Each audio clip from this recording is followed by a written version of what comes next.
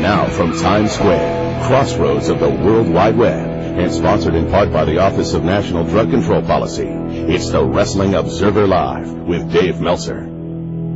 How's it going, everybody? This is Dave Meltzer. We're finishing out the week here on Wrestling Observer Live. Brian Alvarez here for the next 2 hours. And Jim Herd, former Executive Vice President of World Championship Wrestling, will be our guest today.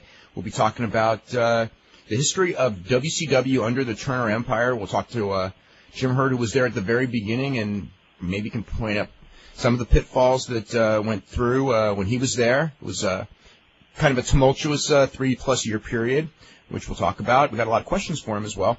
And anyway, he'll be here. I also want to remind everyone that we will not have a live show on Monday. We were scheduled to have Lou Thez, but due to President's Day, we're not going to be on.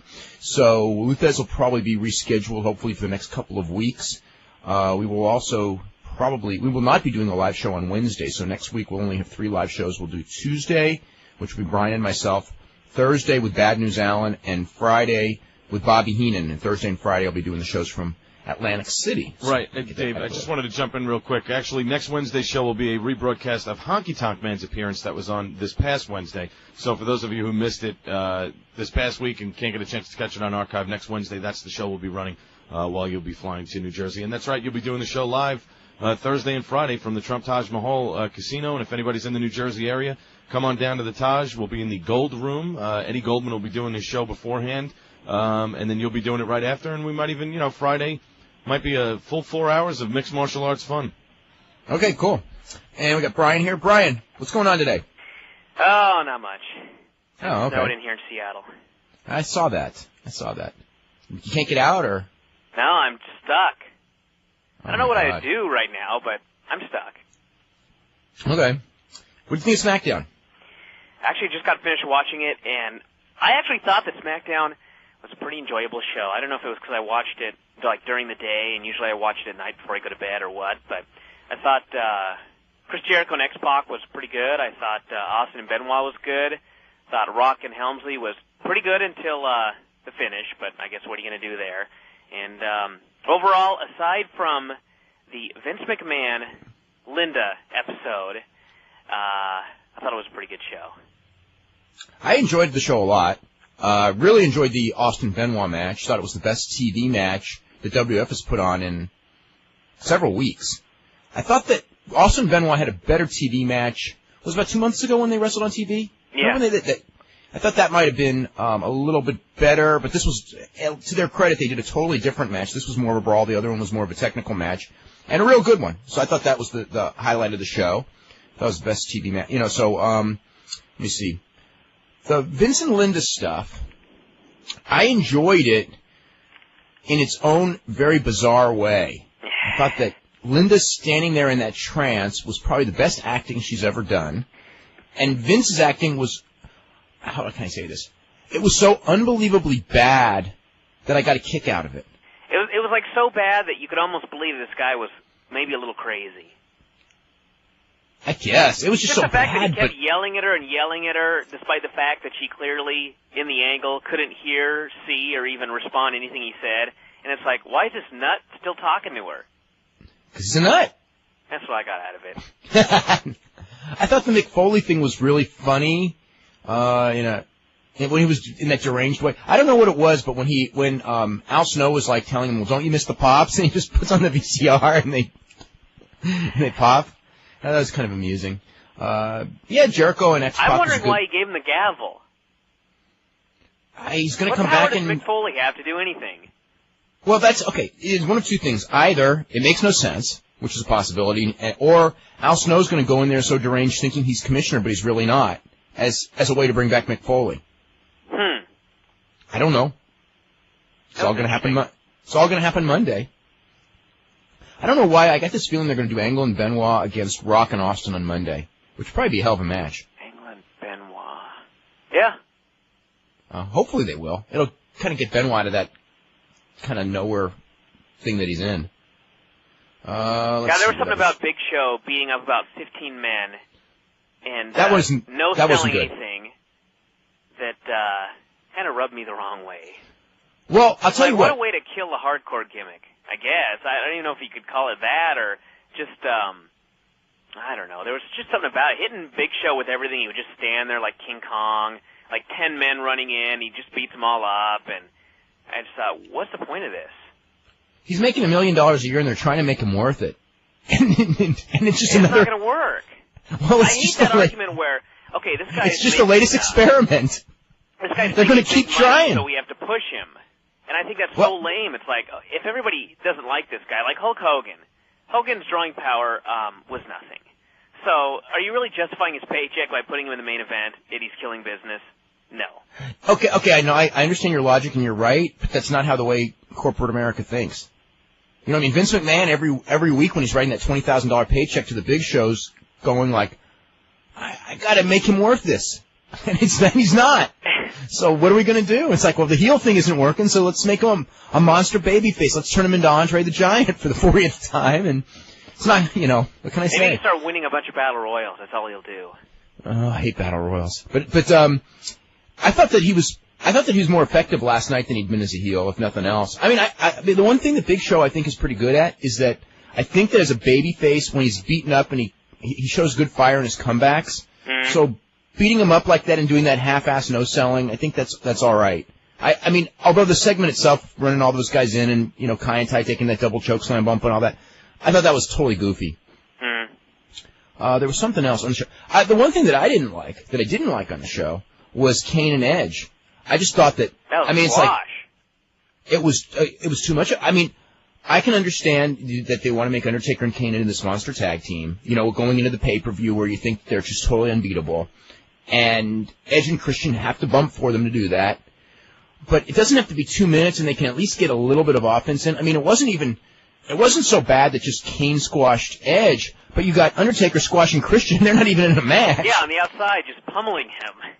I mean, there at least could have been something where Christian, caused, Kane to get distracted, and Edge got a lot of heat built up on Kane before he made a comeback, and then Undertaker had a reason to attack Christian. But he just beat Christian up before Christian did anything effective as far as a run-in, and it was just like when it was over, I don't think it helped Undertaker and Kane at all, and I think it hurt Edge and Christian a lot. And I think so. That's the kind of stuff where. Well, say Dudley's come out with that table, and they put it at ringside, and Kane goes through it, which is the Dudley's gimmick, and he just hops right back up and gets back in the ring like it's nothing.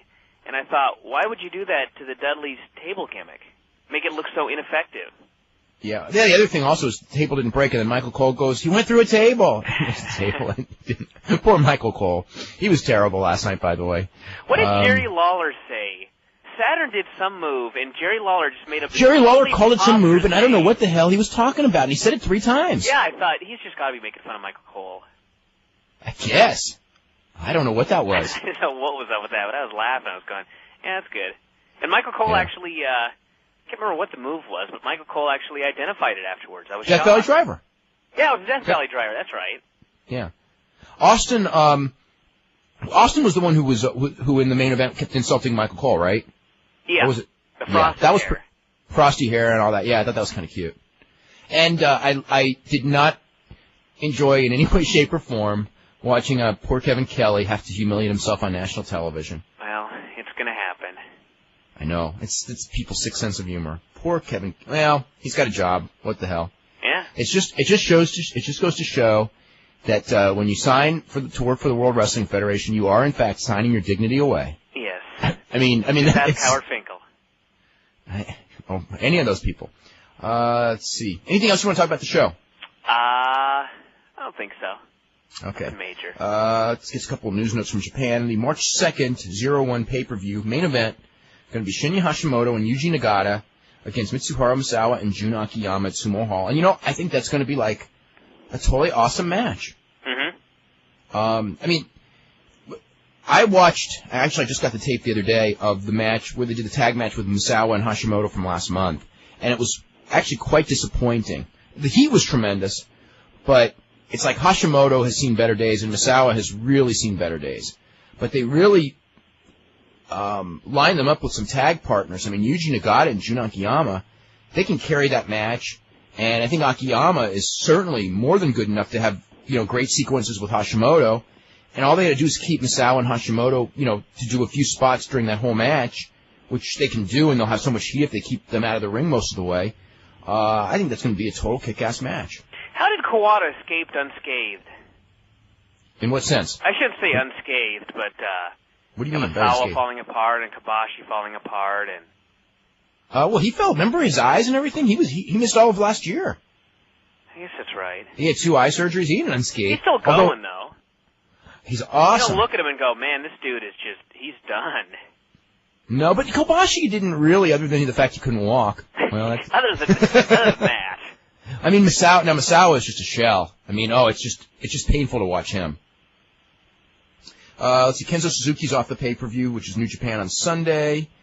Scott Hall will be going on the March tour for real to New Japan. That's a for real. It hasn't been announced yet, but... For real. Yeah, for real. SmackDown did a 4.3 rating, so it finished in 4th place. That's better than it's done the previous 2 weeks against that very strong competition. It was a pretty packed show, though. Yeah, you're right. It was. I think it was better. Yeah, Austin against Benoit. It than just the promotion they did for the SmackDown Extreme. That they didn't really put anything on the show.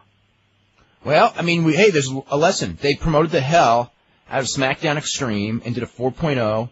And in this one, they didn't promote at all, but they gave you Rock against Helmsley and Benoit against Austin and did a 4-3. And they delivered them. Yeah. So that's... But they opened the show and they told you there's going to be 2 matches that people evidently wanted to see, at least a little bit. Let's see. Friends got beat by, what was it? Friends got beat by Survivor again. The gimmick, or the margin was close. Pride, March 25th at the Saitama Super Arena, announced 3 matches. Could be really interesting. Kazushi Sakuraba against Vanderlei Silva as the main event, or I guess the announced main event so far. And I am really surprised at this match being made, just because this is the way they match up. This is a really tough fight for Silva. I mean, it is for Silva too, obviously, but for Sakuraba, for both guys. I mean, it's Silva is a really good striker, and in his last Pride match with Dan Henderson, who is an Olympic caliber wrestler, in fact, wrestled in the Olympics, Henderson had a hard time with Silva taking him down, and in most of the way, every time Henderson went for a takedown, Silva ended up sprawling and getting on top and pounding on him and beating him in a decision, in what was a hell of a fight, by the way. And Sakuraba is not the wrestler Dan Henderson is, although Sakuraba's actual wrestling ability is very underrated. He's really good at wrestling. Striking, Silva's got Sakuraba beat. This is going to be a hell of a tough fight. Ken Shamrock, Igor Vovchanchyn, which we talked about earlier in the week. That could be a really good fight if, Shamrock, who I think we're going to have Shamrock on the show in the next couple of weeks, by the way. That is a really interesting fight, too, because I don't know that Shamrock probably can take Vovchanchyn down. He's a good enough wrestler to do that. But I don't know. Standing up, it'll be interesting. Vovchanchyn's a harder hitter than Shamrock. And there's conditioning's always a factor, too. Henzo Gracie and Dan Henderson, which is that's a great match on paper, too. So, good show. They announced, Mark Coleman, Heath Herring, Guy Metzger, Tadao Yasuda, Kira Shoji, Alexander Otsuka, and Masaaki Satake. I will presume, I haven't been told this officially, but I'm presuming that show will air on pay-per-view in the United States probably about a week or 2 later, probably early April. So, that's going on there. Let's see what else we have. Poll for today. Who would you rank? This actually will be for the whole weekend. Who will you rank as the greatest British wrestler who was a star internationally? A. Billy Robinson, B. Steve Regal, or William Regal if you prefer, but I called him Steve. C. Dynamite Kid, D. Davey Boy Smith, and E. Bert Asarati. Where's Loch Ness? He was the one that didn't make the cut. It was between him and Dynamite Kid. I couldn't figure out who was the better worker of the two. What else? Let's see, Rey Mysterio tonight. Rey Mysterio Jr., Santo, and Psicosis have a 3-way in Tijuana. Oh, God, Tijuana has some great matches. And let's see, New Japan, of course, pay-per-view Sunday. Super Brawl Sunday, which, of course, Scott Steiner and Kevin Nash main event. What else? A couple of changes in the Pride rules. Minor change. It used to be, the way they did the time limit was the matches would have 2 10-minute time limits. 2 10-minute rounds. And then if the judges either could vote for a decision if it was one-sided or if it was close, they would vote a draw, and then they would go to a 5-minute overtime, and then they would pick a winner after that. Now it's going to be 3 rounds. The first round will be 10 minutes, the second round will be 5 minutes, and the third round will be 5 minutes, and then the judges must pick a winner, which means the matches go 20 minutes max. There was no 25-minute matches. And they also are giving the referees discretion to give yellow cards for stalling, which means that when you do that, you lose a point, which encourages aggressiveness, so that's probably a good rule. And they are allowing knees and kicking of an opponent when an opponent is down on all fours, which is a rule that I really don't like. The idea that you can, the guy can be down on all. Why do they decide to do that? I do not know. I think because probably somebody protested that it's, I don't know, it's legal in Brazil or I cannot do something. enough damage in these fights. No, the kicking a guy in the face when he's down, and also you can kick him with shoes because they're allowing kicking with shoes now. That one scares me because you can really hurt somebody doing that one. Mm-hmm. Yeah, that one I was really concerned with that. Sabu and Rob Van Dam start with All Japan on Sunday. Rob Van Dam's first time back in All Japan, in fact in Japan at all in almost 4 years. So that's what's going on there. Yesterday's poll about ECW. What do you think about ECW's future on pay-per-view? The show on March 11th will be the last pay-per-view show, 44%. Whoa. There will be one last show, but it will not be on March 11th, 10%. They will be running many more pay-per-view shows, 6%. Boy, that's not encouraging at all. That feeling. And they will never run another pay-per-view show again, 40%. There you go. That's the one right there. Yeah. Well, no, that's not encouraging either, yeah. Warlord's in jail in Virginia. He was arrested in 1997 on charges that he possessed steroids with an intention to distribute. No way! No way. That's shocking. And he was, that was in Virginia, and he was living in Florida, and he tried to buy a gun in Florida, and they found out he had that, whatever it was. He had that charge against him. Out for his arrest. Yeah, that warrant, and he spent 3 weeks in jail in Broward County. Probably just got out on February 8th, actually, so it was a week ago. And he surrendered in Virginia. So, anyway, that's what's going on. Wasn't he hit by the milk truck? What? Was that Warlord that was hit by the milk truck? Or pizza truck. I'm not sure if it was milk truck or pizza. I think it was pizza delivery. Didn't he go to court for that or something? There was definitely a lawsuit out because they asked me to be like... How could he file a lawsuit, and he had a warrant out for his arrest, and they couldn't find him?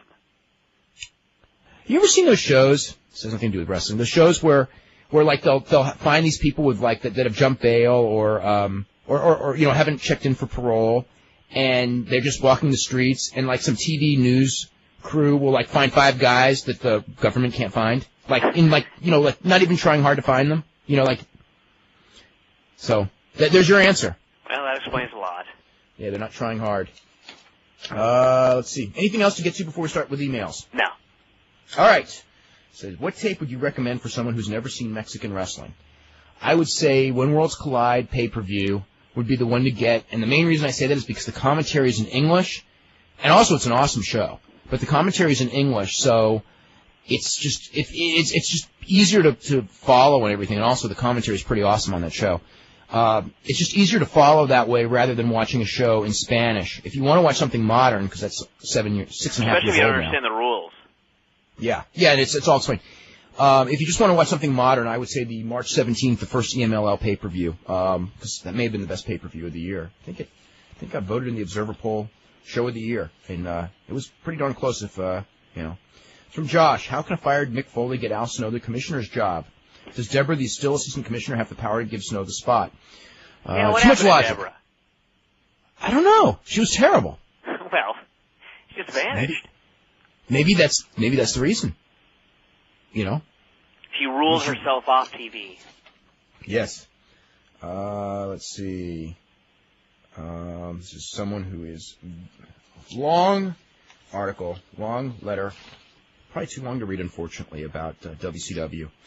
But it basically says the same thing that everyone else says. But it's good. Let's see. I've heard enough talk. I'll go through till a break. I finally heard enough talking. I don't believe a word of it anymore. It's hard for me to believe that the people still buy the ridiculous notion that Eric Bischoff has returned to once and for all save WCW from the abyss of chaos that it has drowned himself in for the last 2 years. I can understand if this was the first time we were strung along with the belief that Bischoff, who was responsible for the only wave of true success the company's ever seen, was finally coming home to make right the atrocities that were bestowed upon his precious wrestling promotion. But this is not the first time. No, it's not. Oh, no. I feel like I'm in a time warp because I could bet my life that I've heard this whole story before. A few short months ago, Eric Bischoff was heralded as the winning formula to bring WCW back to prominence. Who heralded Bischoff that? and Russo together. Well, do you remember when Bischoff and Russo came in together what we said here? We said that they weren't going to last 7 weeks, and they may have lasted 7, but they didn't last much longer, and that it was a losing formula. So it wasn't me but I know people were heralding that. The Bischoff and Russo I knew had no chance. Just because I knew they couldn't get along. There was just no way.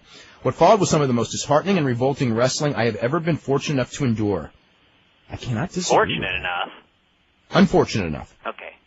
Yeah, I can't disagree. Of course, everybody knew it was all Vince Russo who fouled things up. I mean, the new blood, the cruiserweights, WCW World Champion David Arquette, that was all Russo. Bischoff was only in charge of the entire company and full authority to nix any and all of those things from happening. But apparently, we have forgiven him. Okay, I can live with that, if only it was that. Have we all forgotten who made Kevin Nash the booker? The man has tanked 2 wrestling promotions, ruined what could have been the next youth phenomenon in wrestling, and did the job for the world title after getting tapped by another guy's index finger. Okay, so that was a mistake too. Fine, I'll forgive him for that.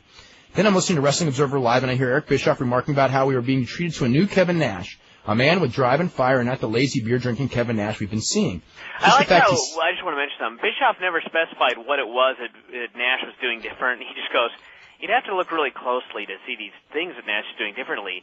And I swear I was thinking, I bet Bischoff was talking about him like dyeing the gray out of his hair. No. If you look, the one thing, Kevin Nash has been going to the gym. Yeah, but he was going to the gym before. Remember, we were talking like 2 or 3 months ago. Nash he suddenly transformed in like a week. Yeah, he suddenly transformed in a week. He got a tan. He did whatever he did. Bischoff came back.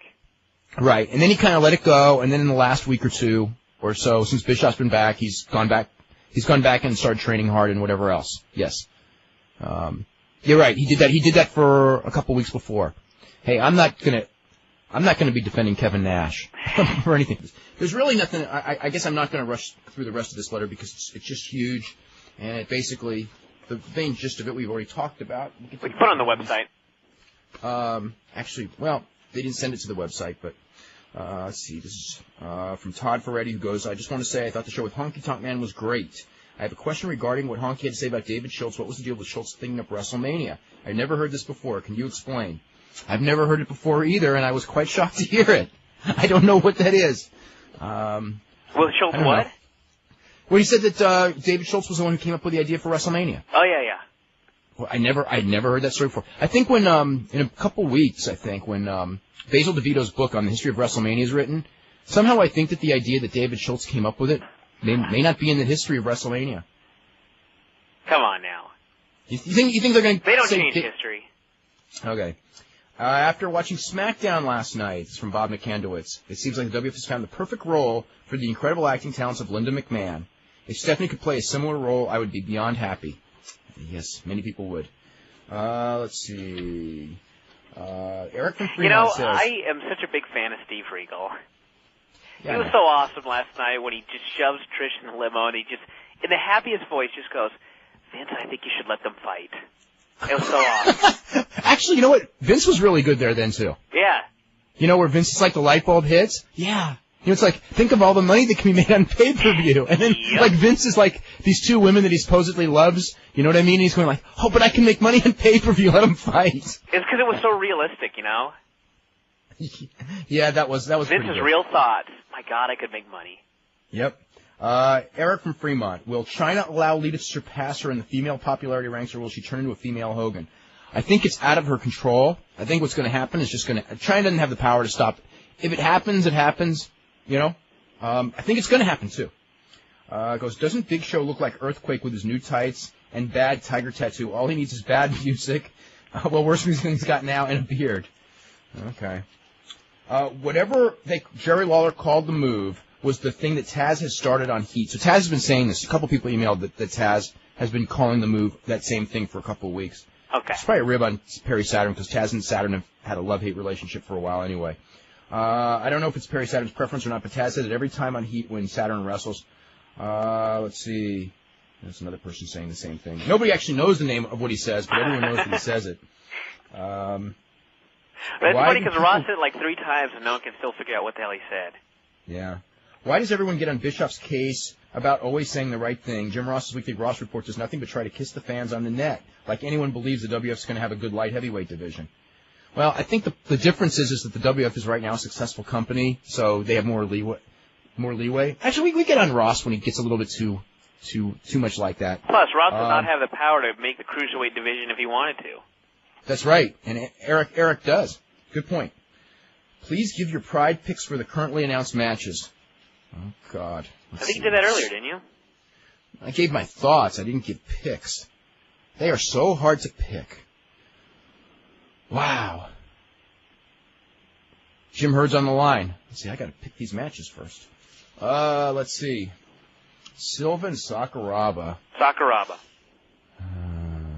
Silva. Okay. Mm-hmm. I'm going to go with an upset there. Okay, Renzo Gracie and Dan Henderson. God, that's hard. Gracie. That is so hard. Yeah, I'll go with Gracie, too. But that's hard. That one could go either way. And Ken Shamrock and Igor.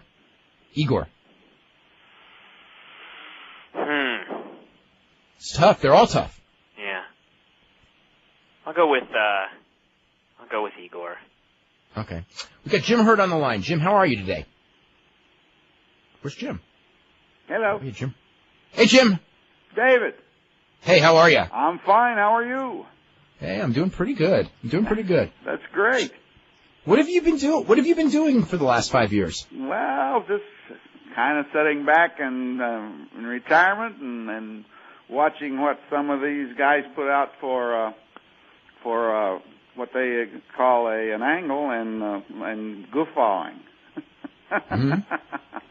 No, really, I'm in a bunch of stuff, doing some marketing for some friends of mine and all, and some golf courses, one in Houston and one outside of Chicago and one in Indianapolis, and doing some marketing for those guys, and just taking it easy, really. No big deal. Retired and kind of loving every minute of it.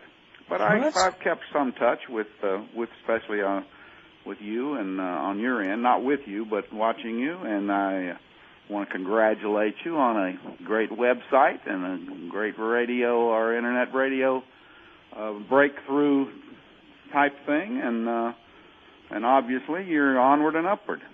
Well, thanks very much. For people who don't know, Jim Herd was executive vice president, ran World Championship Wrestling from the end of 1988, right after the sale to Turner from Jim Crockett, through early 1992, and was going back with the company. One of the reasons why I wanted you on was the company just being sold. The sale's not officially finalized, but it's been announced to Right. Eric Bischoff and Fusion from Turner. You know, it's like they had the company for 12 years, and it was a struggle. You know, they had a couple of good years, but financially it was a struggle the whole way. Looking back with what you know now and what you went through, what do you think were the weaknesses of the Turner system, and why the thing? Because on paper you would think being part of a big media company, I mean, it was the best position that a wrestling company had ever been in, but it never really clicked. Well, you have to look at a couple of things. The entire premise originally, and my first, of course, I've known Ted since we formed the Independent Television Association years ago in 1970, actually, INTV. The premise was, and it never happened, that we would have the support of all the various networks, not only CNN, but the other networks that were available to us, and none of that ever happened. We were shunned by not only the sports department of Turner, but every other facet of broadcast that was available.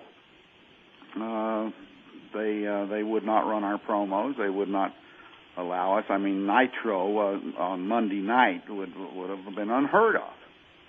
And so we had to struggle along trying to make our own way against a powerhouse like Vince's that Vince had in place.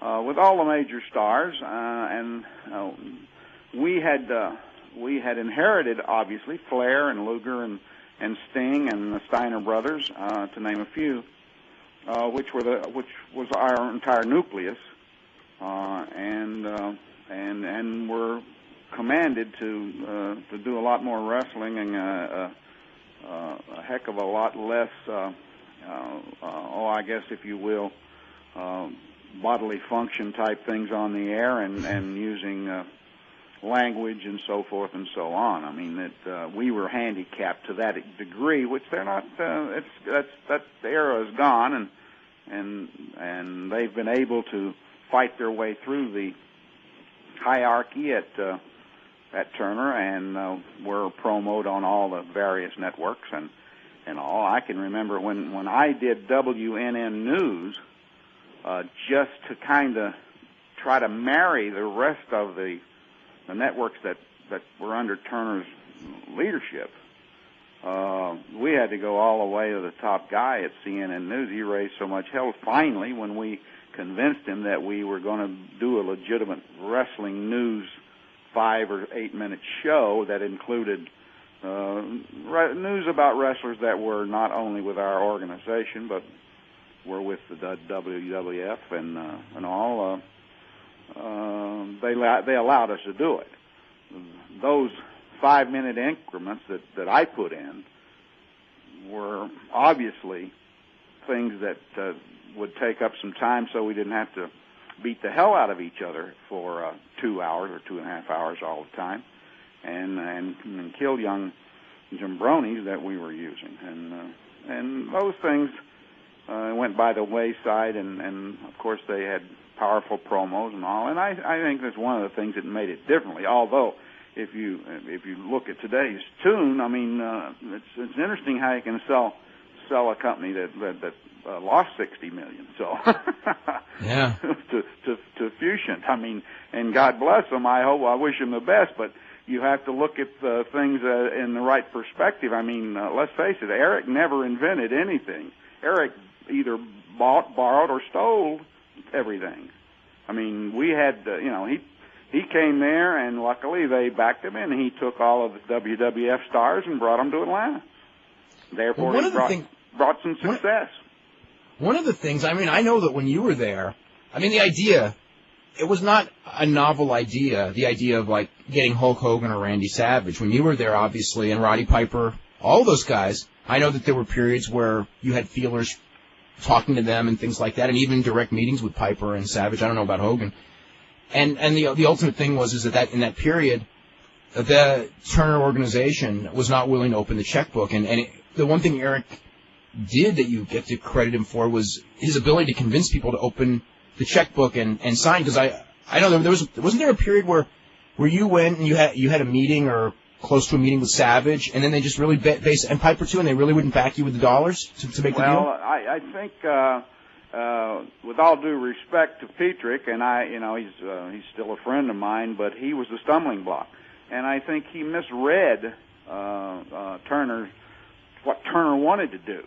Jack Petrick was known as if it isn't paying off, give it to Jack, and Jack will make it pay off. And he and his success in some of those endeavors with Turner Home Entertainment and some of those were very successful. He turned them around into money-making entities.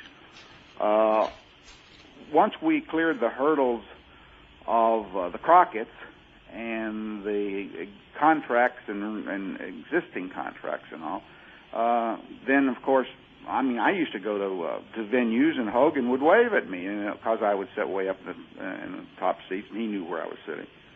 And of course, the meeting we had with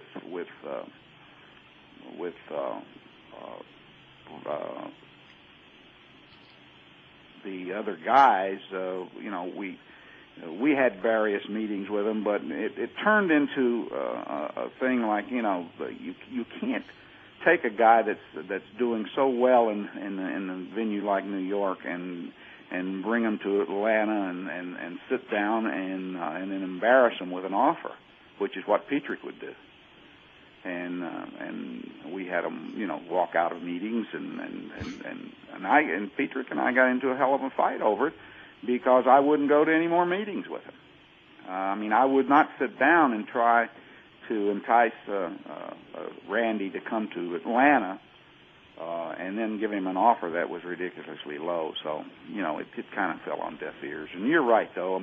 We kept trying to make an entity make money, and under Eric's leadership, I don't know who he convinced, but and of course Eric is only interested in Eric. Regardless, Eric's not a team player. This show's not to say, hey, let's beat the hell out of Eric. But I hired Eric when he hadn't had a job in a year, so as an announcer, and primarily I hired him not because he was a great announcer, but because I was having troubles negotiating a contract with Jim Ross at the time. Ross was going to hold me up, so I hired another young, fairly good-looking announcer just to tell Ross that, well, if you're prepared to go all the way, then I will too. Now, in retrospect, I certainly didn't want to lose Ross. I think he's very good. Even did a good job on XFL the other night, and has proven over the years that his ability to sell guys and sell angles and stuff is probably unequaled in the modern day wrestling era. I just got the Ross report here. I'm just checking if there's anything big here. He's got a lot of stuff, but let's see. China's book, If They Only Knew, is doing very well and seems to be very popular with female readers. I know my wife enjoyed it. How about that? How's that for that one? She did too, by the way. Ross, I've noticed that Ross has not once praised that book. Backhand. He's sort of on TV when he plugs it. He has, yeah, but not on the Ross report. He hasn't. No. Says Tajiri has not signed a contract, but is expected to do so this week. Actually, Tajiri signed a piece of paper, but they haven't got it yet. Because I remember I got called when he signed, and Jerry Lynn's contract should be waiting to him when he returns from his current road trip. I wonder when let's see, he's, Thursday, Jim Ross's schedule, Thursdays and Fridays, he's interviewing players and coaches to get ready for the Saturday games. Then Saturday night he's got the game, and Sunday he's got to fly to where Raw is, does Raw on Monday. He's never around. Let's see. Look to the cat right to censor issue to escalate next week and to have presence at No Way Out. She's going to do something at that pay-per-view, isn't she, Brian? She's going to be naked. I know. Paul Heyman supporters. Oh, here's an interesting one. Paul Heyman supporters continue to contact me as if I am the obstacle that's keeping him from joining the Federation creative team. I'm not. I want him on the team. Also, some have used their active imaginations to misinterpret I'll drink his Kool-Aid line as a negative. That flippant remark was not intended to be negative. I meant that I believe in Paul's creative ability and would fully support him joining our company. It's a very political thing to say. Let's see. Talks about Eddie Guerrero is probably at 75%, which is still better than most. Chris Benoit will be one of the biggest fan favorites in the Federation in 2001. Well, it's definitely been... Oh, Brian, you're going to love this one. Listen to this. Working with Jesse Ventura is much like I remembered from the days of yesteryear. Jesse is Jesse. Ooh. How about that? Yeah. Let's see. He goes, from what I'm told, the Haas brothers, Scott Vick, Steve Bradley, and perhaps Murray Hopper, that's one of the Dups, look to have the best chance to advance the primary roster in the next few months. I'd like to get Taz more in-ring time. My intuition tells me that will happen. It's better off for Taz if he doesn't, but people just don't like know last that yet. night. Yep. X-Pac looks rested and ready to resume his career. I hope he can remain injury-free. There's a creative piece missing, and he needs to improve his verbal skills, but I love his work. Mick Foley will be in Dallas at a car show Saturday. He will not be returning to the ring anytime soon, and that includes WrestleMania. That's news. Huh. That's real news. He actually looked turned down last night. Yeah, because I do expect to see Mick back on television in the future. Mick's time is being occupied with his 3 children and his writing. A new Mick Foley book is on the horizon. Yep, sure is. Dean Malenko returns Sunday. We'll face Jerry Lawler in Evansville, Indiana. Well, that'll be an easy match. Justin Credible will be in Evansville on Sunday against Kay Quick. Regal, his neck condition is improving. He's going to be going to Australia on March 21st to the 25th. Lee has spent a couple days in Toronto. We knew about that. Raw's 90% sold out. Kansas City's for SmackDown is sold out. Expect roster cuts to begin soon. Uh-oh. Let the rampant speculation begin. Wow. WrestleMania. Boss man. What? Boss man, yeah. first on the list. Yeah. WrestleMania, the official insider story, will be out soon. Several Federation superstars will be promoting this book on the history of WrestleMania beginning next month. I'm anxious to see it. So that means he hasn't read it. Wonder if that David Schultz story is going to be in there. Wow. Let's see. This is Jim Ross talking about what people say about him about the XFL, which I'm sure is not very pleasant. I'm sure you've heard, or I'm sure some of you may have heard on sports talk radio or TV or in your local newspaper, the rather stiff remarks some critics have made towards yours truly broadcasting of the XFL. I've heard and read, quote, what gives a wrestling announcer the right to broadcast football. Quote, he's not a bad wrestling announcer, but we all know what kind of people are involved in and follow wrestling. I really could give a damn what these folks think of my football broadcasting. I have had some experience with the game and consider myself a huge fan of football. I will continue to prepare to do the very best I can every Saturday night on NBC for the XFL, but what pisses me off are the shots these elite members of the media take on our fans. These assumptions are those of insecure, ignorant people who think we are all misguided, bad human beings for being fans of the business we love. Whew. How do you like that? I greatly admire and respect the fans of our business and always will feel sorry and, quite frankly, for those in the media who cannot relate to our fans' passion for our product. Critique and criticize me all you want because I can take it, but please do not crucify our fans in such an unjust, uneducated, unwarranted fashion. They don't deserve this kind of treatment. So, anyway, that's Jim Ross. We'll talk more about that in a little while. Jim Hurd, how are you? I'm fine, thanks. So what do you think of all this, the politics of wrestling? I thought Ross did a pretty good play-by-play job on football. I mean, he handled the play he can't help the talent that much. No, but I thought, I think Jesse Ventura should have probably, you shouldn't fight with the NFL. I mean, why even try? So. You're not on at the same time of year. If anything, you should embrace the NFL's players and hope they come to your games and you gain something by association with them. But that's their bag, and it's not a very good football product, although I do like some of their innovations in it as far as having to run kickoffs back instead of downing them and having to field punts without fair catching. I think some of those things add to the excitement of the overall game, but it's a tough road on Saturday night, even with Saturday night for television being as bad as it is. I mean, if Texas Ranger, Walker Texas Ranger, can last all this time on Saturday night television, that tells you that the fare overall is really bad. You think it's going to make it? It'll make it if they can get the ratings to satisfy the advertisers. I understand they're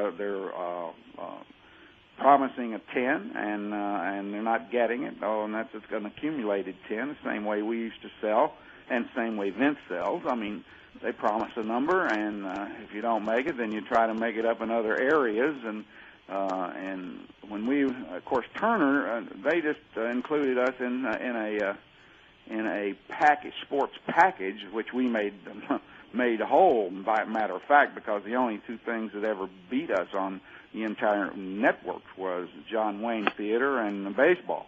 So it's a matter of making it isn't the product totally. It's whether people will watch it. If they get enough people watching it, it will happen. I mean, it's like trying to compare venue attendance with wrestling ratings.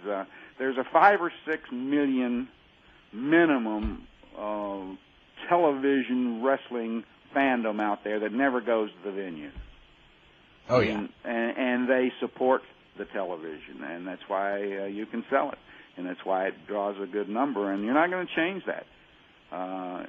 Our biggest missing factor when we were against Vince was the 11 to 15. Which we never really try to do. I mean, Dave will have some chuckles if I bring up the ding dongs. Oh, yes. But everyone will. Yeah, the whole world will. But the premise was that we needed some people that were getting the hell beat out of them every night to have some kind of a shtick.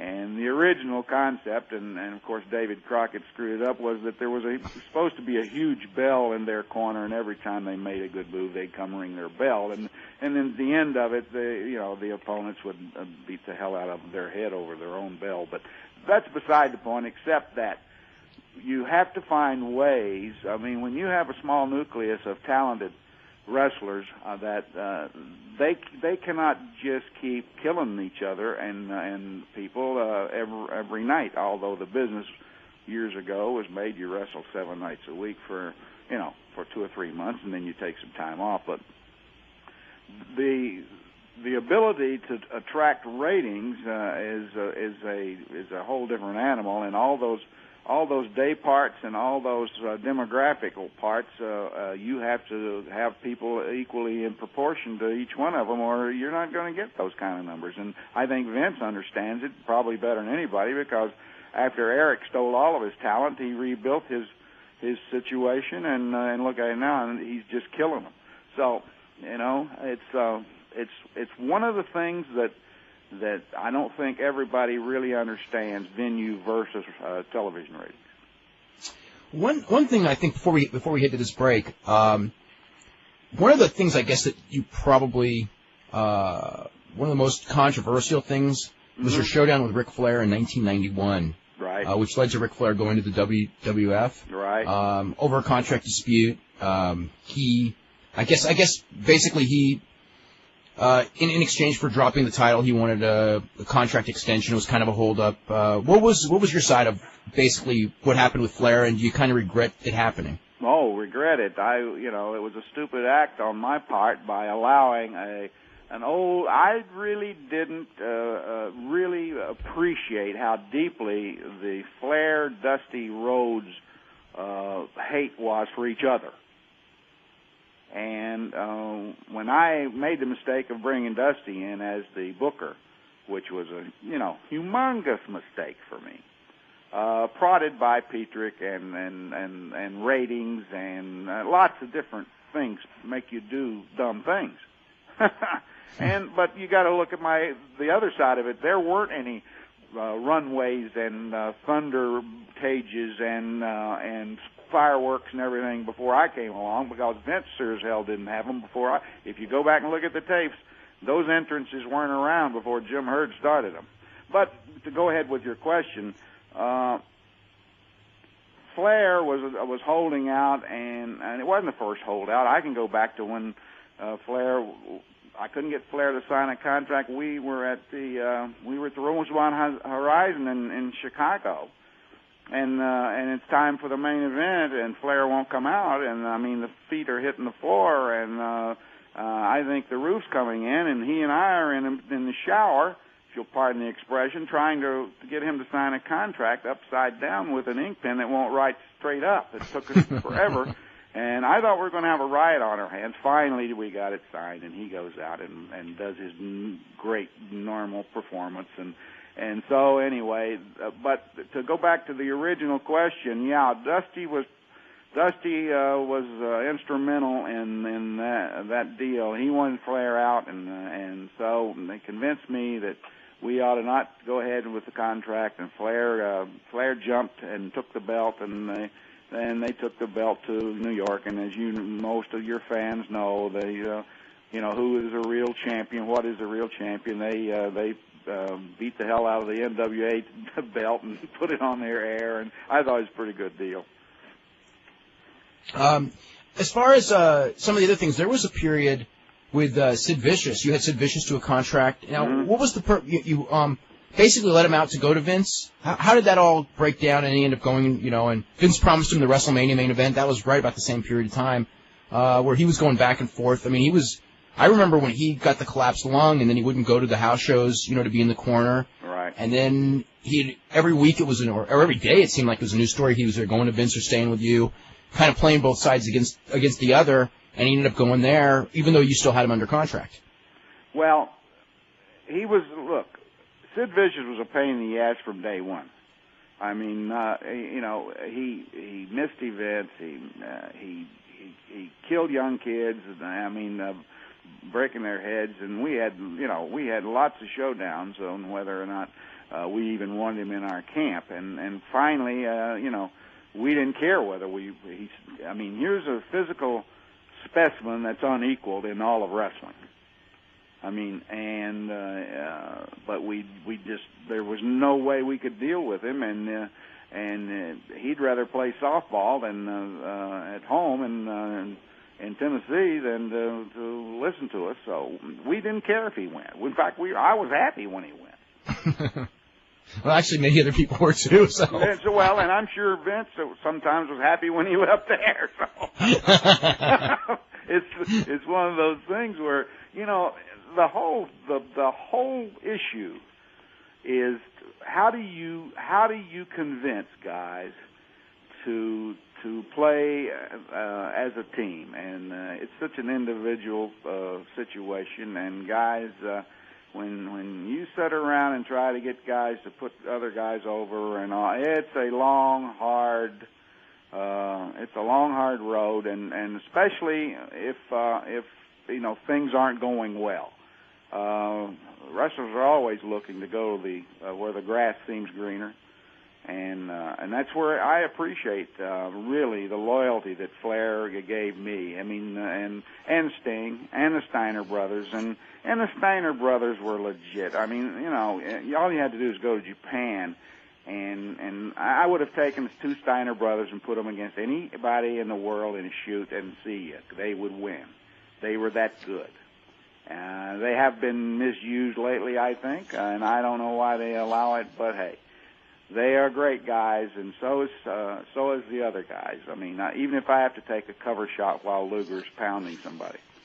We're going to read one email, and then we're going to get some stuff for Jim Herd, who's our special guest today, former Executive Vice President of World Championship Wrestling. It says, your poll about the best international star from Britain is incomplete and means nothing. There is one major oversight.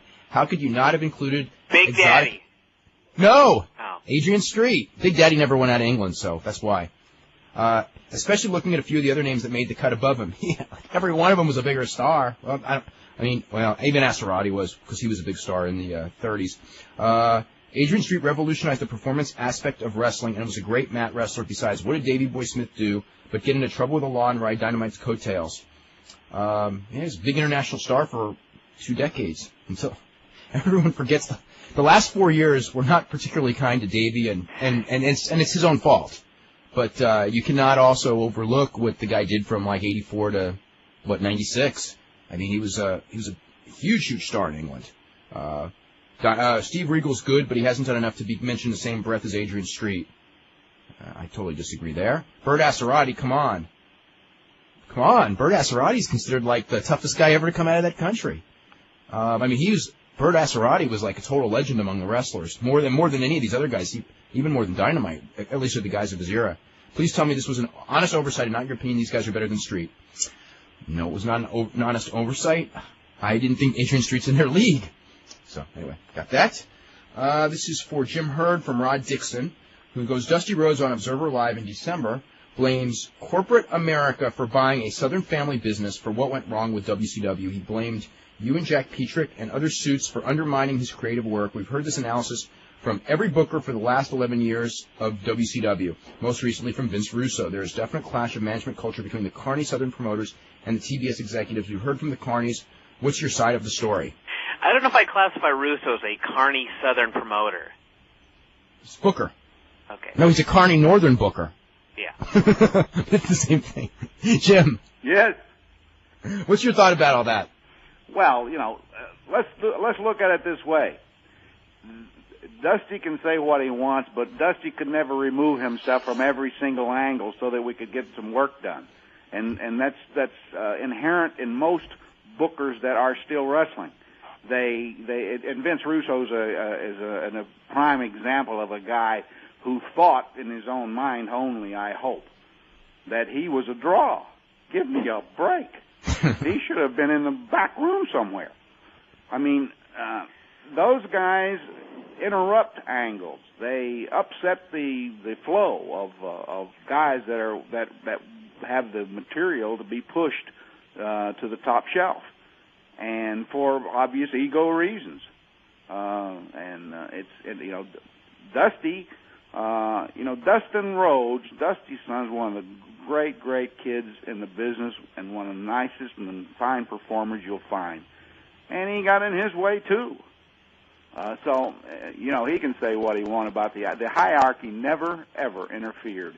He can say that I did, and, of course, I did interfere in trying to break the age-old I am the booker, and lots of guys had a lot of great ideas that never surfaced, never got through the booker's office, and I guess I had a larger booking committee than anybody at times because I was trying to let some of these great ideas move to the top. And it's one of the unwritten situations. The bookers take care of their friends and themselves, and brother, it is tough to break out of it unless you just fire bookers and start over, and then you get the same kind of thing, really. What was your thought? Pardon me. In hindsight, what was your thoughts as far as Ole Anderson? I mean, you brought him in as booker. I mean, yeah. Ole. In fact, there's actually some questions here. We'll talk about that in just a second. But what were your thoughts overall on Ole? Well, I thought Ole had some great ideas, and some of them came to the top when we substituted the ghost for Barry Windham and all. Great ideas, and they worked. And if you look back at our ratings collectively versus Vince's, and you remove the kids from 10 years old to 14 years old, we almost matched Vince in ratings if you pull out that demographic. But he had the kids, and that's one of the reasons that we never really equaled his ratings. Although our rating, as it related to the Turner networks, was one of the highest that they had, and when they looked at what it would cost them to replace the number of hours that we did, it was astronomical in other program material. But I liked Ole. There's a point where if you lose the nucleus of talented wrestlers that you have, if you lose their attention, which Ole did, then you have to make some kind of a change. And you either, try it with adding some more fresh people to the booking committee. And believe me, we had knockdown, drag-out arguments at booking committees. But the age-old phenomenon is that bookers normally, I think Johnny Ace right now may be a heck of a choice for Eric, because he's an open thinker. He listens to other guys, and he has no big axes to grind as it relates to his own push. And I think it's so important, and that's one of the reasons Vince succeeds so much. He's in total charge. He's really used Jim Ross, I think, to the best of Ross's ability. He gets it out, because Ross is a master at trying to at building people. He really is, on the air and off the air, in ideas.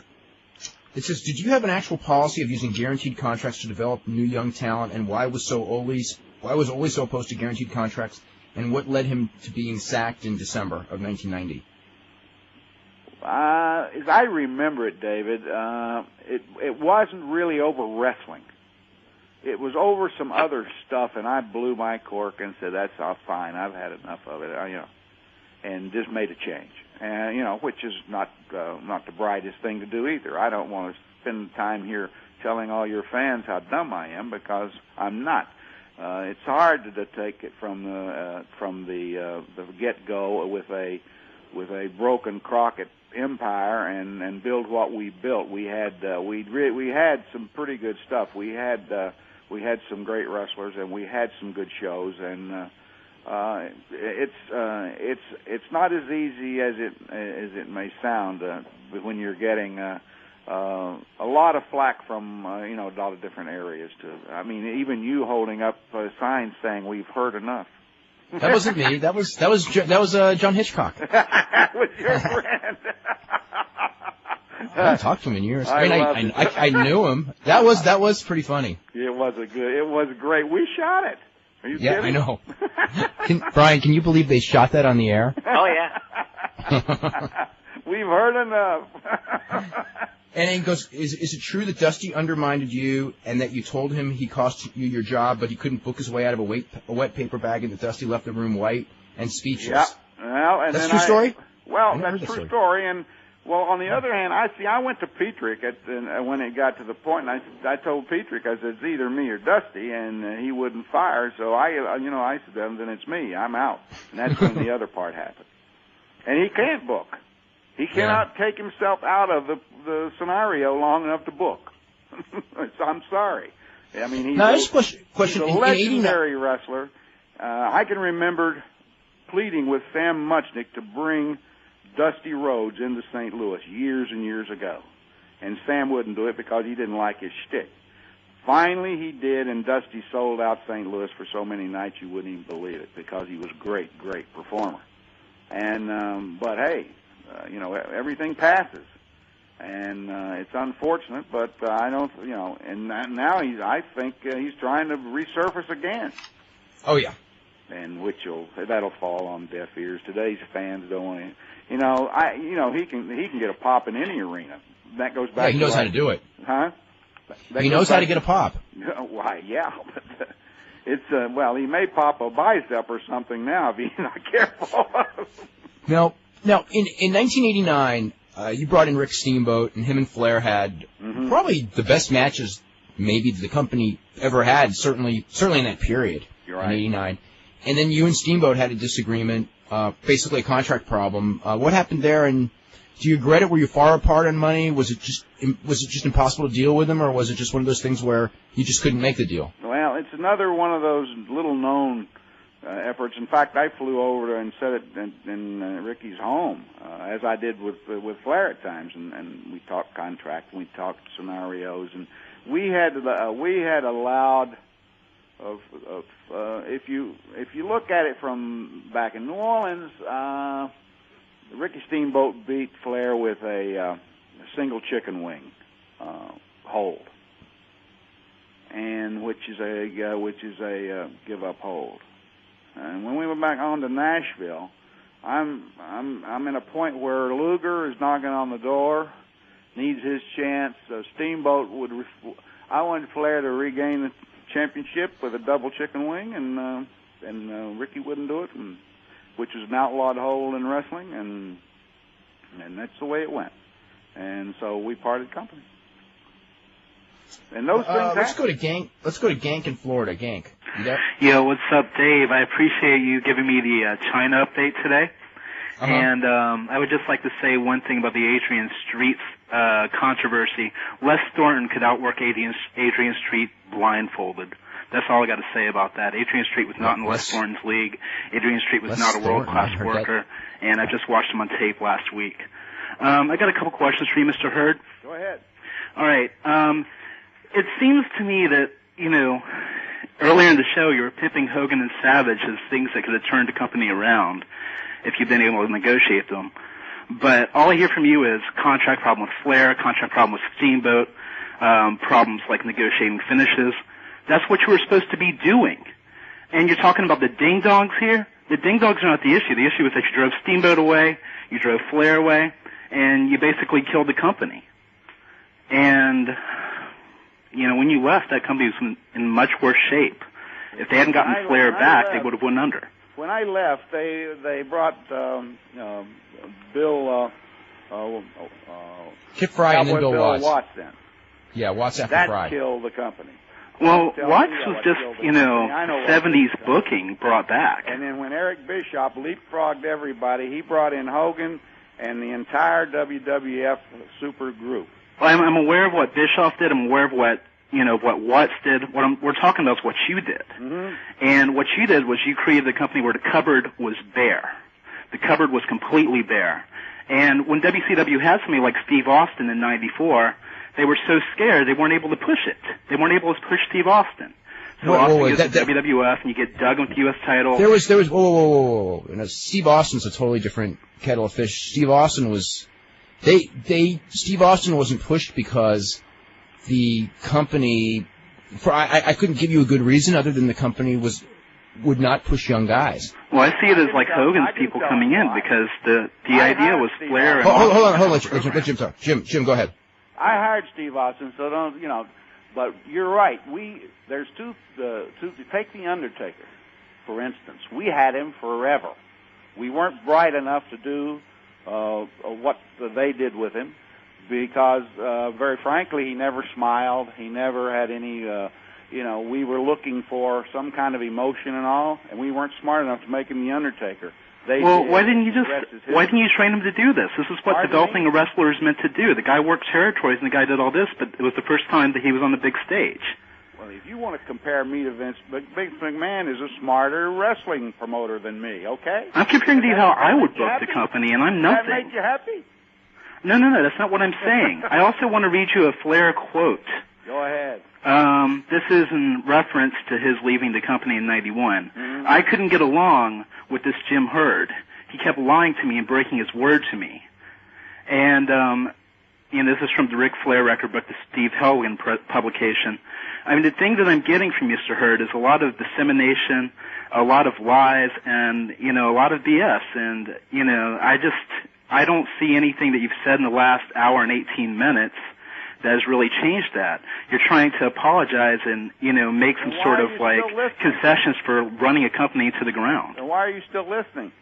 Why am I still listening? Because this is history, man. And I'm a wrestling historian. That's what I do. That's right. And I'll go down in history as firing the only guy with the belt. And don't let me tell you something. Ric Flair and I got along much better than everybody thought we did. I'm just going by what he said, for the record. And Ric Flair's a very politic person who doesn't say a lot of stuff for the record. He doesn't, drop a lot of bombs. He's not Shane Douglas shooting. No, yeah. it's not. I mean, Ric Flair's very politic, and when I hear Ric Flair, just dog somebody out, it makes me think, wow. Yeah, when I see Rick Steamboat gone, Ricky Steamboat, who was easy to book in every position he was ever in, I think, wow. And I think Jim Herd is at the root of this.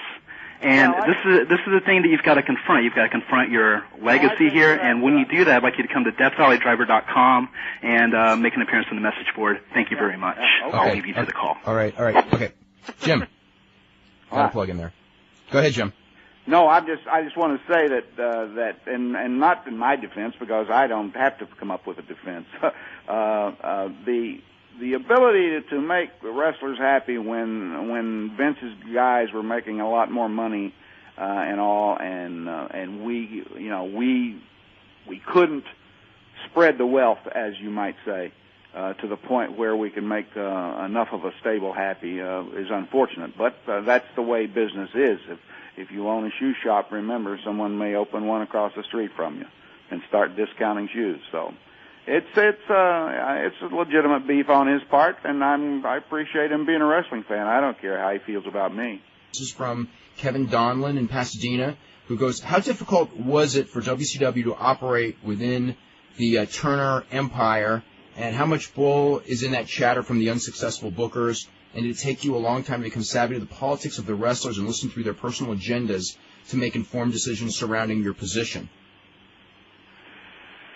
Well, that's a lot. I mean, it's one of the things I think that it's good for fans to know is that one of the possibilities that exist for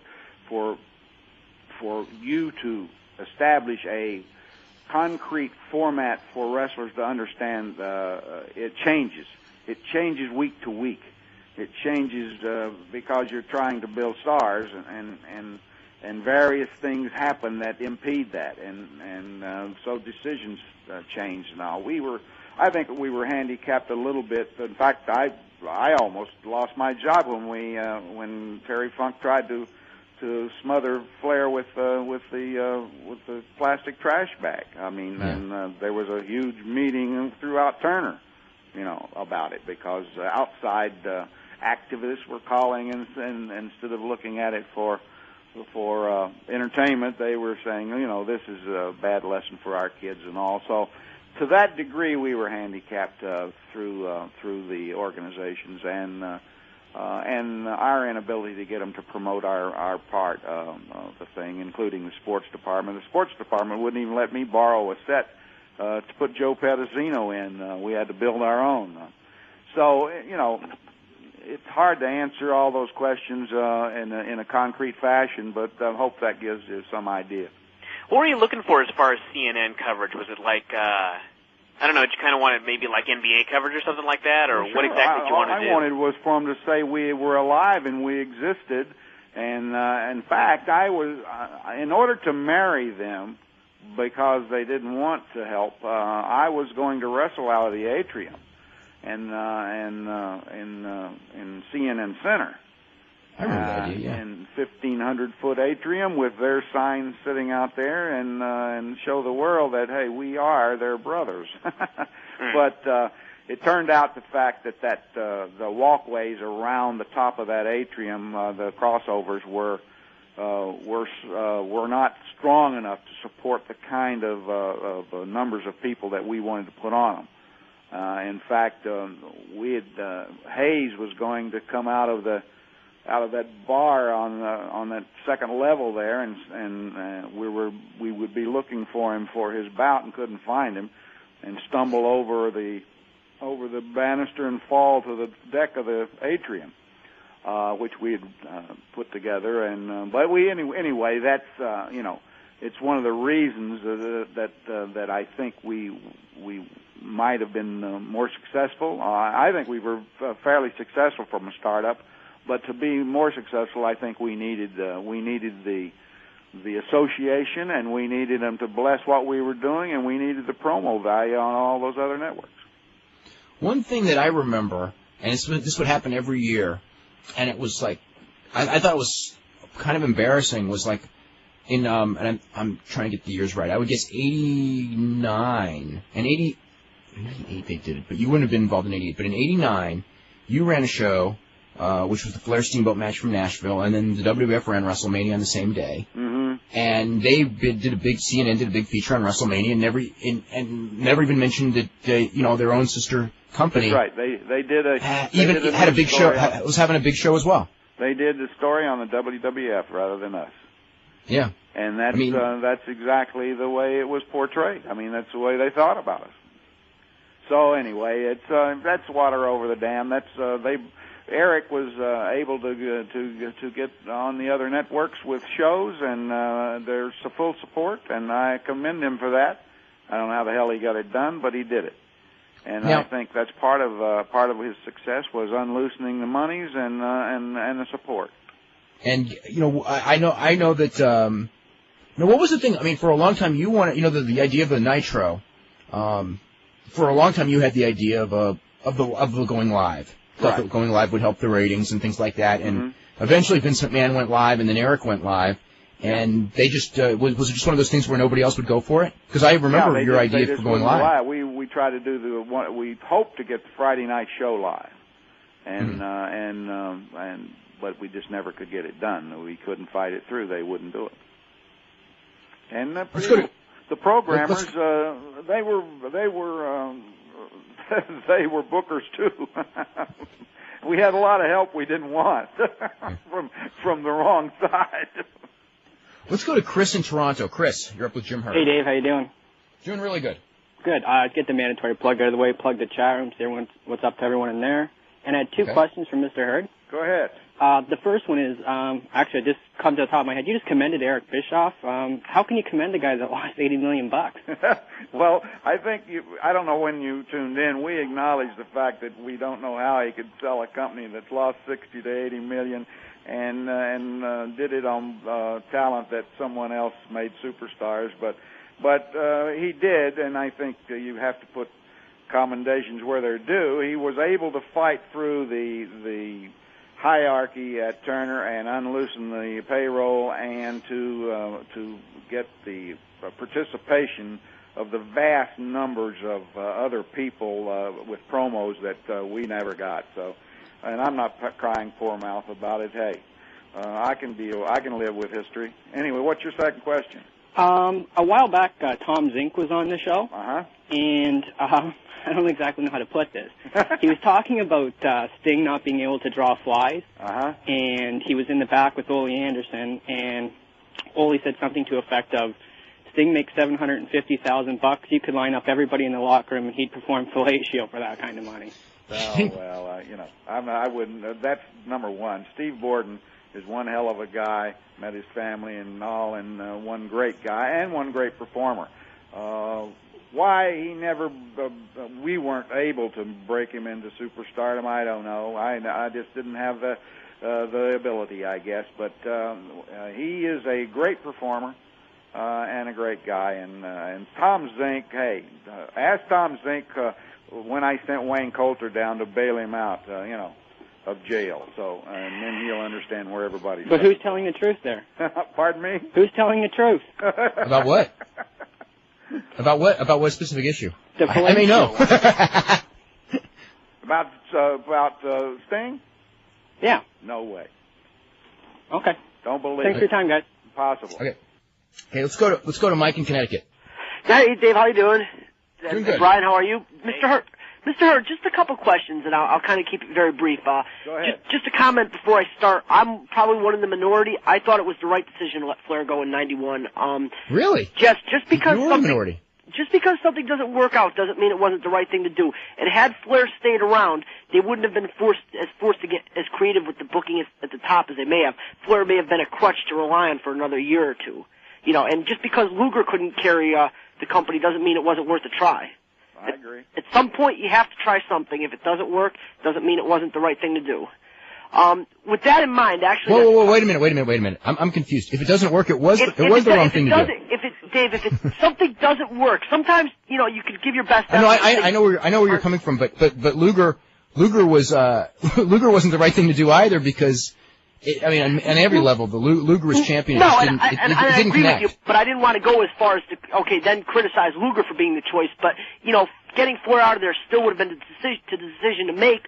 Luger was the wrong guy to go with at that time. But at least Flair leaving forced him. Maybe you could, somebody else could have stepped in. Maybe try Sting again. I don't know. That's going back 10 years. The problem was Flair was so entrenched that when Flair left, it really caused revolt among the fans. Yeah, exactly. You remember all those "We Want Flair" chants at all those arenas for a year straight till Watts brought him back. So the argument could even be made that Flair should have been moved out of there a year ago. By his staying another year or two in '89-'90, probably forced a reliance, a crippling effect on the company in terms of creativity. That's what happens when guys stay just a little bit too long. It becomes a comfort level type thing. I think Flair. As far as '89. Yeah, '89-'90. 98 got a lot of things got bad in 90. Guys, you got to remember one thing. Flair was the booker in charge of the booking committee in '89. 90, yeah. Oh, geez, you couldn't. 90. You couldn't tell that with him on top. My question, two questions, Jim. With that having been said, if you had been able to work things out with Flair in July of '91, do you remember what direction you were going to take? Obviously, he was going to drop the title, probably Luger. That plan was still in place. But what would you have done with him had he signed a 2-year extension at that point? Well, number one, as I remember it, yes, we were going to take our chances on a Luger, and probably that would have been a mistake in retrospect. But we had very few ways to go for a champion. That's right. We had Sting. We tried to. In fact, we one time tried to split the Road Warriors. To see if we can move one of them up the tree, and Hawk went on the ceiling in a hotel in Chicago, and we had to pull him down. He was so mad. Anyway, and that's where Russo got the idea, Brian. Hey, yeah. But we had very few ways to go as it relates to a champion of the stature of Ric Flair. Okay. And so you deal with what you got. Well, and my second question now, Dave may remember this being quite the historian that he is, but in '90 there was during the summer of '90 on one of your Saturday night, the Saturday night show, you had promoted one week that you were bringing Larry Zbyszko in and billing him as the AWA champion. And at that time, it caused a little bit of a talk, and it was the dying days of the AWA, obviously. But if you think about it, it was the perfect match for the last ditch to save the company, maybe as an interpromotional thing. He was billed to appear the next week, and he never did. Was there anything behind the scenes in terms of trying to work with the AWA at that point? No, I got, it's funny, but Zbyszko and I got along famously and never had any contract problems. As I remember it, and hey, 10 years is a long time to look at some of these scenarios. Once again, you're in the dusty roads deal, and you're trying to break through what some people would call a Booker glass ceiling. God, he cast a big shadow, didn't he? And it just didn't happen. So, and Zbyszko, but Zbyszko's a great guy, great performer. Good. Well, thank you for taking my call, Dave, Brian, Mr. Hurd. Take care. Have a good weekend. My pleasure. Bye now. Okay, thanks so much. The one thing I think that crippled everyone is in Ric Flair in the 80s, especially in '89. Ric Flair set a standard inside the ring, and he was, Ric Flair was of all the guys that you had. Clearly, at that point, he was the best all-around performer. Bobby, by far. Yeah. I mean, Bobby Eaton was very good in the ring. Barry Windham was also very good in the ring, but Ric Flair had the whole act together that they didn't have in areas that they didn't have. And when you try to go with whether it was a Stinger or a Luger or somebody, I thought they were all great climbing. People would get behind them climbing, but then when they were in the position, they were in Ric Flair's position, all of a sudden everybody looked and goes, they can't do a 30-minute match, and they can't do a promo, and they can't sell tickets on top. And it was one of those things where, because Ric Flair could do everything so well, and what would end up happening, like 100 times, is that they would go with the guy, and then it would be like, God, and then they'd go back to Ric Flair. It was it was the crutch. That's right. Because the gentleman that caught 2 calls ago, so he's right. We had to rely heavily on Flair. And let me tell you something. I don't know that you've ever seen Ric Flair wear out a stair stepper, but this guy was an absolute phenomenon for being in shape. And you're right, he could go 40, whatever you ask him to go. You want him to go an hour, he'd say fine. He would blow up everybody. I mean, that's just it.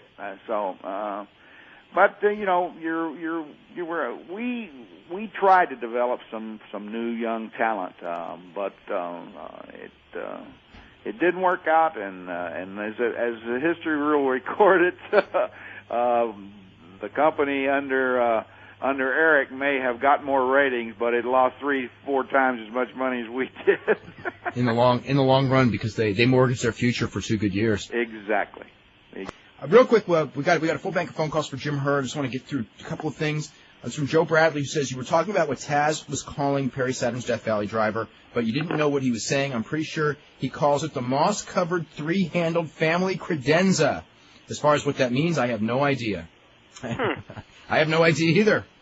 It says, Mean Gene announced last night that Paul Heyman has sold ECW and fled to the WWF. If this isn't true, then WCW should watch what they say. Come on, Mean Gene. They should watch what they say. Mean Gene of the last 10 years? Next thing you know, it's going to be Above the Love Sponge, and confirmed. Oh, my God. Let's see. Let's go to Mike in California. Mike, what's going on? Not much. Are you there? Yeah. I'm here, yes. Okay. Hey, Jim Hearn, I have one quick question for you and then something else for Dave. Go ahead. What's the best match that you saw while you were working for WCW? What was the best match you saw put on by the company? Oh, the best match that I saw may have not been available over here unless Dave retrieved it from Japan when the Steiner brothers. David, what's the name of that? With Hossein Sasaki? A lot of people saw that here. Great. That was a great match. And, 1991. Yes. One of the great matches of all time, as far as I'm concerned, going back lots of years. It was an absolute shoot match. That's when they broke his. Did they break his leg that night, or? Oh no, wait, that's a different one. The one there was a match with Iizuka, that was in, I think, Jacksonville? Yes. I'm not sure. Was it one where Fujinami and Iizuka wrestled the Steiner brothers? Right. Where Iizuka got hurt real bad. Yeah. That was in the States. The Hase Sasaki was the one at the Tokyo Dome. Great matches. And Flair had some great matches, too. And my other thing is for you guys, Dave and Brian. I don't know, maybe Jim's familiar with it too, and I'd like to get his opinion. But why would Jim Ross still be plugging and hyping up China's book after it's been uncovered that a lot of it's just BS? And I mean, why would he even want to disgrace his little Ross report by even plugging a loser book like that? Because it's number 3 in the bestseller list. Hasn't report that he liked it yet. Because he's afraid China will stomp him. Hey, they plugged Rock's book too. Yeah. You know. I just want to get that thing to number 1. I mean, it's just like, hey, you know, the worst thing that happened, or the best thing, I don't know which, was Foley's book, because Foley's book set a standard, and now every single wrestling book by the WWF is gonna, well, I won't say they'll all be terrible. Maybe these last 2 were just bad. Even, you know, if Foley had written an average book, these last 2 still would have been bad books. What can I say? But it's their product. Hey, if they put on a really bad pay-per-view, Ross has to come out on Monday and sell the replay. Still has to sell the replay. Yeah. And some of the things he has to plug, he might not want to plug, but he does. Yeah, like Friends last Saturday night. How do you like that? Hey, let me tell you, I know Ross very, very well, and Ross places no ability at all to not plug whatever Vince says, babe. And if he wants China's plugged, it's plugged. All right, and you know, I kind of came to the hypothesis of why China did turn her back on all those people, and it was because ever since she was a young baby, she was used to those people, the people she respected and taught everything, to turn her back on her. So I think she wanted to turn her back on everybody before. You know, she's used to the way her parents abandoned her, so to speak. I think that she just wanted to turn her back on all these people because she's used to having people turn their backs on her. And I don't know. Do you guys agree with that? I don't know if it's necessarily that she wants to, but I'm sure that's what it is. Yeah, I think it's. I mean, you can't read the book and not know that her childhood was just a mess. Yeah, but there's a certain bitterness that she had. You know, I mean, especially when it came to some of the people in wrestling, that, you know, and I think the thing that maybe, I mean, we don't know what her family life was, and we certainly don't know what her relationships were and things like that. But the Kowalski thing, I mean, you know, it's you can make fun of this foibles of Killer Kowalski and things like that, but it was in such a vicious way that I mean, I don't know. I mean, I've known so many people who've known Kowalski, and I mean, I've never heard a portrayal of him so vicious. You know, that was the thing that really. Real life. He's really nice. Yeah, I mean, that one really. He's great.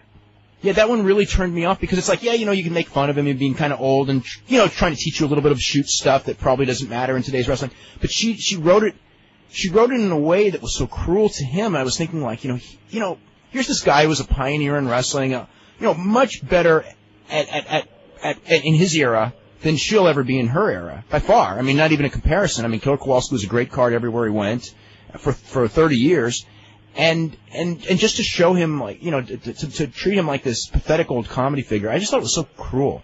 And another thing was that I'm really surprised at the amount of Playboy issues she sold, because I personally respect my masturbation time more than that. To look at a picture of China, and that's like masturbating to a man. You know, well, just I want to tell you, that is the sign of what a great marketer Vince McMahon is. Oh yeah, it really is. I mean, it's got nothing to do with the girl. It's got to do with the marketing. He's taken women. I mean, from Elizabeth on, and you know, a lot of them were very pretty, but he's made them. I mean, you could seriously, Tori Wilson was prettier than all of these girls that Vince got over, and you know, realistically, WCW, you know, they never got her near Sable. You know, look at what they did with Sable. Not that, you know, look what they did with Elizabeth. I mean, they made them phenomenal. Sunny would have been a phenomenon, except she self-destructed, you know, before they got her there. Mm-hmm. Well, I'll let you guys go and move on with the show. Thanks. It was nice talking to you, Jim. Yeah, same here. Thank you. Take care. Okay, let's go to Dave. Dave, what's up? Hey, guys. Got a couple questions for Jim and a couple comments about some matches that have been highly rated lately. Jim, first of all, you need to liven up a little, because you've been sounding like Johnny Weaver on codeine so far tonight. Okay. Johnny Weaver. I'll take the advice. But seriously, you can't say that you had Mark Calloway in WCW forever and that he didn't show anything there because he only had him for about 3 or 4 months. That's right. Okay, because he kind of exaggerated earlier. I agree. Okay. Also, Hello. I don't know how to put it, but how did you come up with the RoboCop idea, and did everyone in the locker room hate you after it happened? Came out of another division. It came out of Turner Home Entertainment.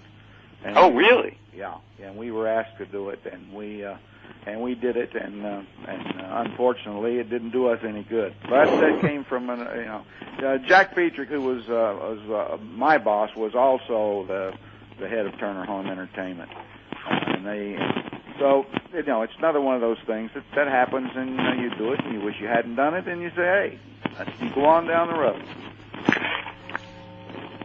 Yeah, Dave? Yes. Wait, yes, I can't hear you too well, though, but, Dave, go ahead. I saw the New Japan pay-per-view from December. Yes. With the match that you had as match of the year. Yes. I think I have to agree with you for that one. That match was awesome. Yeah, I mean, that I think had the deepest psychology of any match I've seen in a really long time. Brian, have you seen that match in unedited form? Or that match at all? It was the match with Nagata and Iizuka against, was it Kawada and Masafuji? No, I haven't seen it yet. Okay. I mean, try to get a 30-minute, not the TV version, although it was excellent as the TV version, but I mean the unedited 30-minute. It's a really awesome match. Mm-hmm. Yeah, because, I mean, just the little things, like how after Fuji was in the Nagata lock for a couple minutes, how he was just staggering, and the only move he could hit on Iizuka was the drop kick to the knee, because he could only spring off one leg. Mm-hmm. I just loved that. Great. I just loved that finish. Because like that finish, it was sort of like they had 1 minute to go, and they were just going to beat the hell out of each other for that minute, because they knew that once the minute was up, you know what I mean? Yeah. Yeah. That was just a tremendous match. Okay. Dave, we got to get running. Okay. We got I was going to go anyway. Okay, all right. Let's go to Adam. Adam, what's up? I got 4 quick things, Dave. All right, first to Jim. Yes. These people should just, get off your ass because you gave us Flair Steamboat, and that makes you a god in my book. Second of all, I just want to know, Dave, Brian, you guys have any ideas when Shawn Michaels will be back on TV? And very soon, I got the impression either the pay-per-view or maybe like shortly thereafter. I think the feeling is that they want to shoot his big return on pay. Like if he does a run and causes something to lead to something, or just bringing him back, because the idea is to bring him back at WrestleMania, but not in the ring, and then have whatever he does there set up, the next pay-per-view. I got the impression, just from the Ross report saying that Foley's not going to wrestle and everything, that maybe they're going to hold Foley and Vince off and Shawn Michaels' return off for like April and May pay-per-views, knowing that WrestleMania's in the bag no matter what. With Rock and Austin, with Rock and Austin, $30. Yeah. In fact, and actually, I think it's a pretty smart strategy, because why blow it all in April? Because it's going to be weaker in May and June. This way, you hold some stuff off. I actually think that's really clever how they're doing it. If that is how they're doing it. They're always weak in May and June, though. But last thing, China's. I read her book. It was miserable, and I think she's kind of a bitch. But oh, and for a good wrestling book, read Scott Keith's book, The Buzz on Pro Wrestling. Good book. I'd love to. I haven't seen a copy of it. I'd love to see it. Try and get him on the show. He's a funny guy. He's got an offer right now. Well, hey, somebody get me the book, and somebody get me the book so I can read it first. You'll like it. It's entertaining. But that's all. You guys do a great show, and my favorite part of the show is your guys' smart ass comments. Plain and simple. Have a nice day. Jim. Yes. Now, going back again, like with the company going, being sold and everything like this, do you think ultimately in the long run that the wrestling in that environment, in that turn environment, could have ever been successful, or were there just too many things working against it to ever really have a long-term success? Well, I really believe in my heart that if I had the support that Eric finally broke through, that I would have been able to count a hell of a lot better than he would, and you could have come a hell of a lot closer to a money machine like Vince has put together.